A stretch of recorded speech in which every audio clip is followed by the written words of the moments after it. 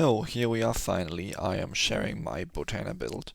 I have waited for SBME to release the new level 4 skills, and I've actually implemented one of the new hunter skills, but I will get to that later. If you clicked on this video, you've probably thought also about making a bow instead of a Bowtana, and maybe are still not sure which of those two you want to make. I've made a dedicated video about bow versus Bowtana. I'm gonna link it right here. But just very briefly, obviously bow gets the damage advantage because you have the extra attack, the extra stability, and the easy element from your arrow sub. And on the other hand, Bowtana gets access to mobility skills and iframes like Zente or Triple Thrust, which can help you a lot with your survivability. So especially the newer and difficult bosses like Krasar, for example, Bowtana is very handy there and will probably perform better than a bow user because a bow user will have a hard time staying alive against certain attacks, especially if it's gem runs and the runs take longer. Also, you have even easier MP recovery because you can have Kairiki active all the time. But let's jump straight into the build. So, starting with the stats, I personally went with Dexterity over Strength. The benefits of choosing Dexterity are that you get a little bit higher attack, which can be helpful against high defense bosses, and you also get some more accuracy, some more hit. Most of the time it's useless, but for some bosses it can be helpful. Strength, on the other hand, gives you more critical damage. It doesn't matter too much what you choose. I personally choose Dex. Actually, considering the new Hunter level 4 skills, you should choose Dexterity over Strength, but if you don't choose it, it doesn't matter too much. Also, if you always want to put a number divisible by 5 into strength, because every 5 points you get 1 critical damage. So if you only put like 252, 253, you would waste 2 or 3 stat points, because you don't get the critical damage. It doesn't make a huge difference, but why not make it perfect, right? Over to the skills, just very briefly my star gems. You can see, yep, I use Reflex just as a combo opener. I got it level 10 for another build, not for this. You only needed level 1. Yes, the other skills, you can easily skill them with normal skill points, and there are definitely alternatives which skills to leave out if you don't have as much skill points, because I do solos a lot. I've got some skills which are mainly useful for solos and won't be used in an actual team fight. I've also got Triple Thrust level 1 here. It saves me 11 skill points, so that's really helpful, and it makes the switch between bow and Bowtana even easier, because with my build I'm not locked into Bowtana. I can very easily equip an arrow sub and just use my normal bow skills and just do as much damage as any normal bow user. And having Triple Thrust as a star gem helps me even more so because I didn't spend that much skill points into the katana tree, so it's interchangeable. Starting with the blade skills, you can see I don't have Warcry here. In a party, you will, in 95% of the cases, you will actually have someone with Warcry in your team, so you don't need to use it yourself. And because I use Kairiki and Godspeed Wield to reapply every 30 seconds, third buff on top would be a bit too much in my opinion. Next up, the shot skills, starting with the obvious, Crossfire as your main DPS skill. I usually do 3 or 5 charges instead of 5 charges. You can attack more often, and overall I feel like you do more damage. And also, you're not that much dependent on RNG, because if your 5/5 CF gets guarded or evaded, you lose a lot of damage. But you are not that much dependent on RNG if you use Crossfire more often, because over time you will approximately get closer to the median value. So you can't get that unlucky as you can get with 5/5 CF charges. Next up, Sniper level 10. Sniper level 10, the main use isn't DPS, even though it also deals some nice damage, but the main use is that it inflicts armor break, which divides the boss defense by 2, so your crossfire can do more damage, which is especially useful on those high defense bosses. You always want to use it in front of crossfire, and the armor break lasts for 5 seconds, so after using snipe you have a 5-second window where you can use crossfire. Error Rain level 10 is definitely not a must. It is helpful for certain situations like bosses which spawn small mobs, or if you want to farm a little bit, or for certain event bosses like Amalgam or Hell Empress, for example, which have damage capped phases, because each hit of Error Rain is calculated individually. So if the damage cap is 100k, for example, I can easily do like 7-8 hits with Error Rain, which do like 40k damage each. But my crossfire, every crossfire attack is locked to 100k, so it would be a waste to use it. Or snipe as well. I don't have this rule right here. The only useful thing really here is arm break, but I'm doing a lot of solos, so it doesn't matter from me. And paralysis shot can also be nice, but I also have Pommes Strike from the Katana tree, which also has paralysis, so yeah. And I need to skill it anyways if I want to get Zente, so I can save skill points here. Yeah, as you saw, I have this one as a star gem. Long range gives snipe more damage. Quick draw helps you with a 30% chance to recover 100 MP every time you use a skill, and decoy shot obviously to recover MP. You have the best decoy in the game because it can't get staggered and it has a 10-meter default range, so in combination with Kariki you never run out of MP. In a team fight you literally never run out of MP. Magic skills. This one is definitely optional. I use impact in front of snipe, so I can use a 400 MP smited snipe. It gives me some extra damage, but not that much. I mainly got this one for the combo ender, so I can cast like 100 MP decoy and so on, but it's definitely not a must. I would advise you to not skill magic in the beginning, just play without it, and see later on if you feel like you would want to cast 100 MP decoy shot combos or if you don't actually need it, and then get it depending on your personal need. In parties, I think you won't need it, but in solos I run out of MP more easily, so that's why I skilled it.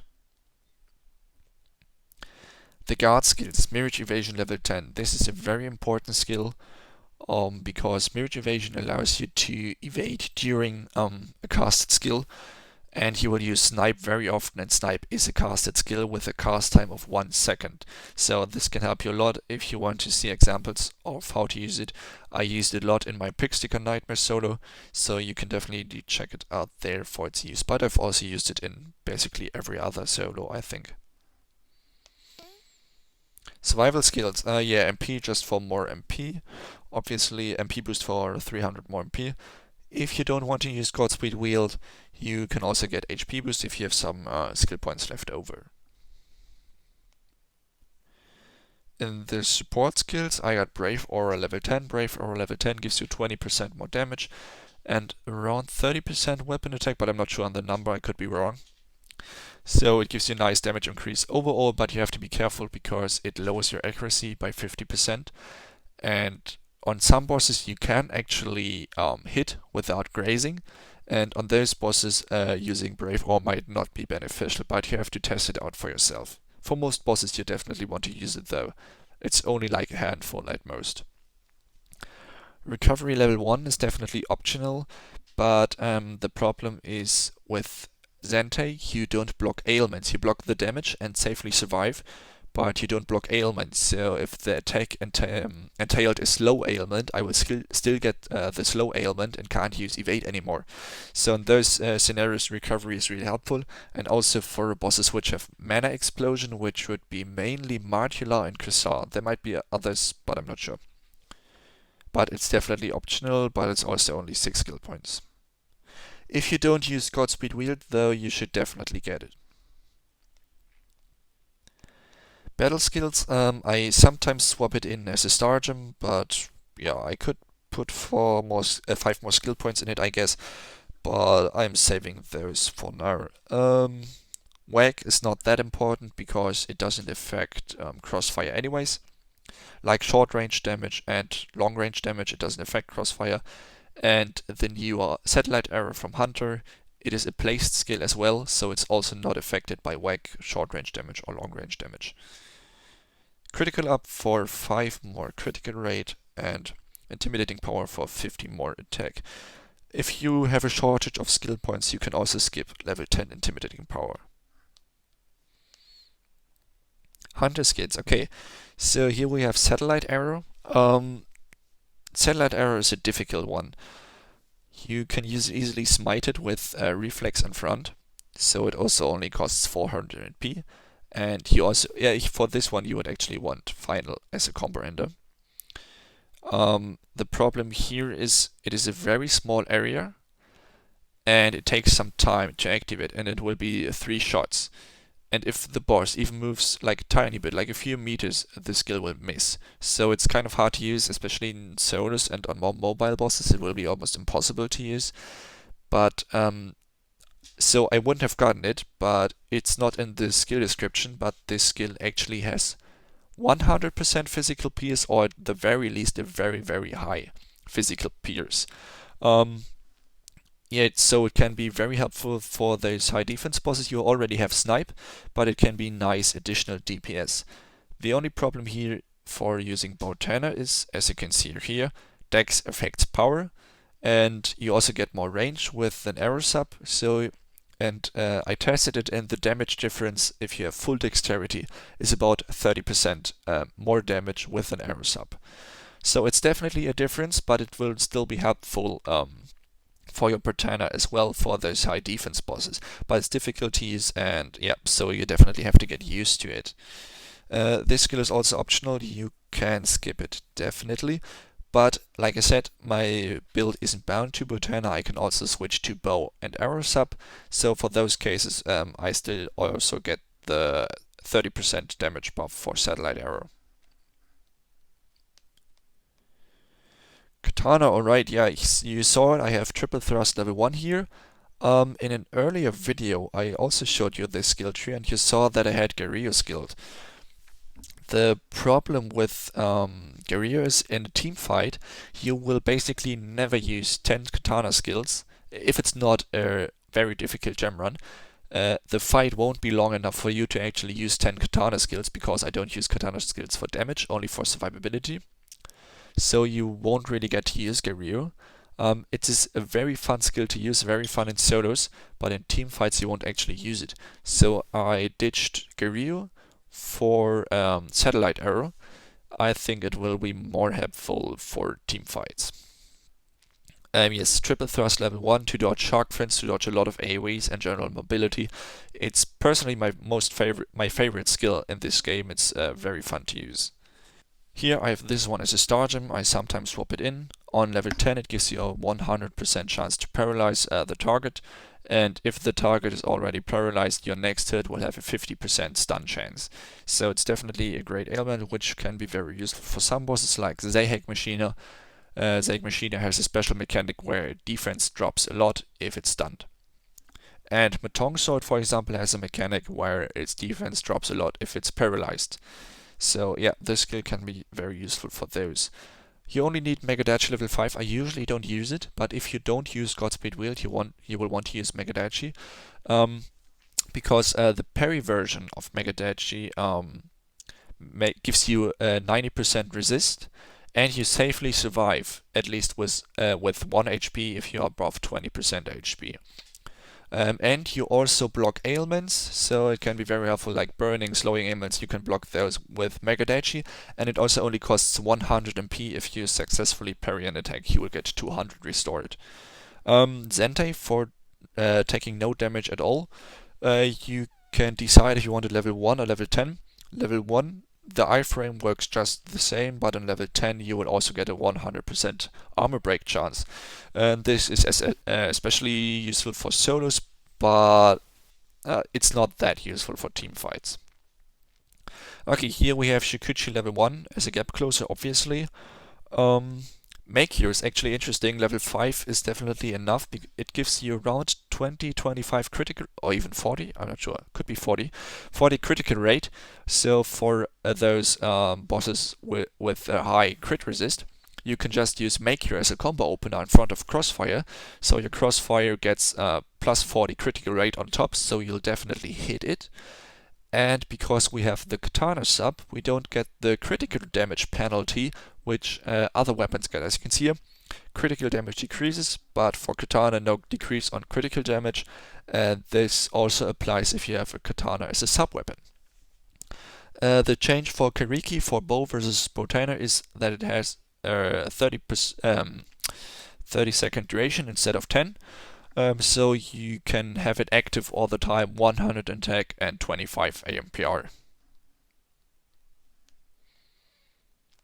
Nothing here, obviously. Ad lib just as a combo opener for decoy shot. And halberd.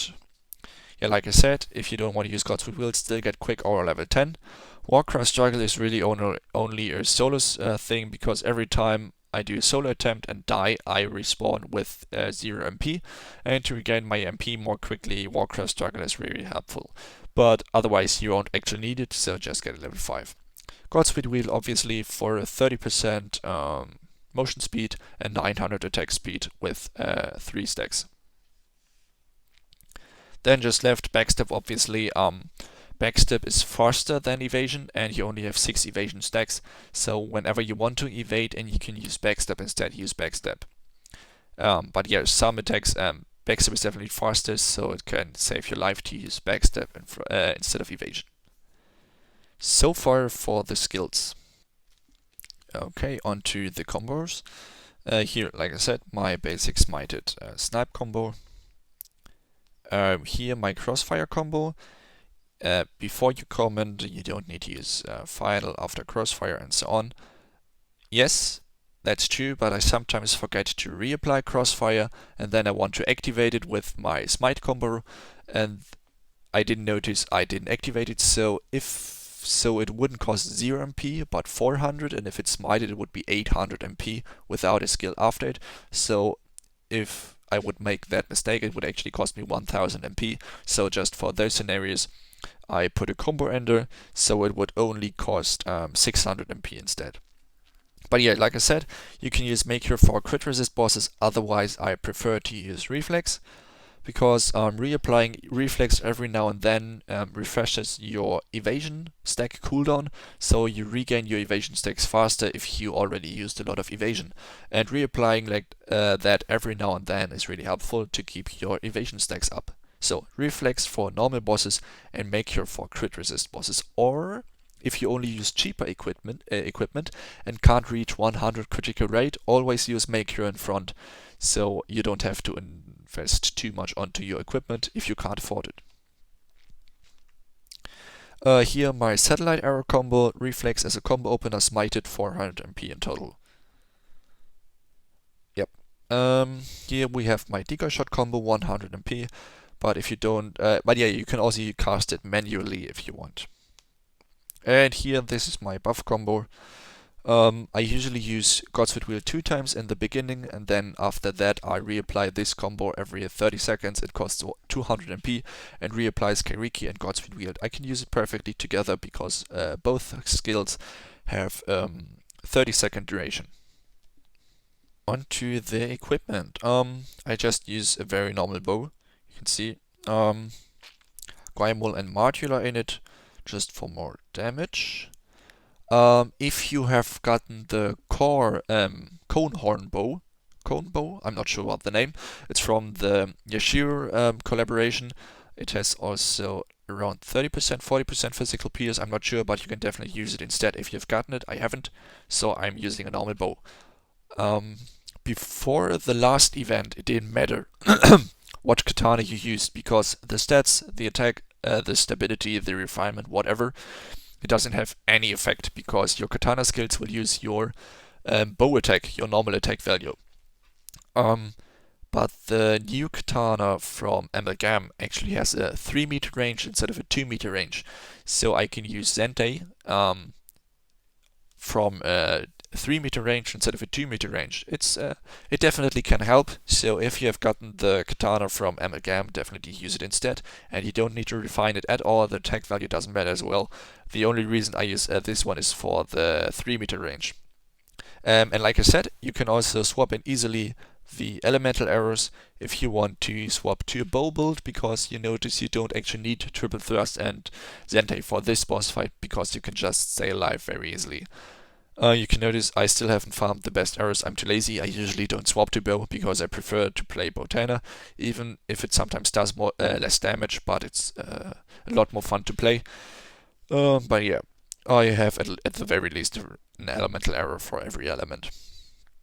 Okay, so armor, you just want to use a normal armor with Tuskok and Usumi. If you only have one slot, go for Usumi. And I also have elemental armors for those elemental bosses. You can get elemental bows, but the problem is, especially if you want to swap, for bows, the perfect bow would be only damage to element, and for Bowtana it would be damage and damage to element because you don't get the element from the arrow sub. I think I will maybe get damage to element bows because they will benefit Bowtana as well and will be perfect for bows, so I can swap around. And if I get damage to element and the element on the bows, I lose a lot of damage through critical damage or critical rate. One of those two I will have to lose to get those two stats on one bow. So I will probably opt for damage to element bows, but I'm not sure yet. But the elemental armors, one slotted, are quite cheap and give you about a 10% damage increase. And they cost around 4-5 million, so it's definitely affordable. To the additional, here I use Spearhead. It's access crit. I actually don't need those 15 crit, but it can help me for crit resist bosses. I can just use Make Cure in front of Crossfire, but this also helps me to hit my auto attacks and other skills, like for example my satellite arrow and so on. For those high defense bosses, I swap to Icecape. Handmade Cookie gives me 10% pierce as well, 10% pierce here as well, and then you can also use Penetrating Oil. It's very cheap and also gives you physical pierce 10%. So for the side defense bosses, I have 30% physical pierce and also 6% from avatars, so 36% total. How does physical pierce work in combination with snipe? Snipe reduces the enemy armor by 50%, and then your physical pierce gets applied. So it's effectively halved in effectiveness. So if I have 36% physical pierce and I use snipe on the target, I have an effective physical pierce of 86%, but of 68%. Yep. Further to my special, here I just use a muscle talisman with Seelensager and Tuskok. I only have Sid in here because I just fought another crit resist boss. I usually just use Juignol in here for more damage. If you don't want to use Godsweet Wield, you should definitely put Volgargon in here for the extra 1000 attack speed. My avatars, I would advise you to either get AMPR and Physical Pierce. Ideal would be if you have a set for each. I only have an AMPR set for now. I'm still working on my Physical Pierce set. So here I was lucky, I got Physical Pierce and AMPR. That's actually perfect. But here you can see 8 AMPR and another 7 AMPR. My food, I could weapon attack myself and otherwise attack MP recovery, max MP, attack and critical rate, but you can easily swap out weapon attack or attack for strength or dex or whatever. And if you don't want to use Godsweet, we'll definitely put HP food in there. Okay, so far for the build. I will now show you an example gameplay. It will be a Zahek Machina Ultimate solo. But if you want to see other gameplay, maybe some party gameplay, for example my legendary gem run on Krisar, just check my channel. I have a lot of Bowtana gameplay there if you want to see more than just this. But I feel like Zahek represents Bowtana pretty decently because I got to use all my skills and they were all very useful. Keep in mind though that I did the solo before the new level 4 skills, so I still had Garrier instead of Satellite Arrow. But otherwise the playstyle stayed the same, so enjoy.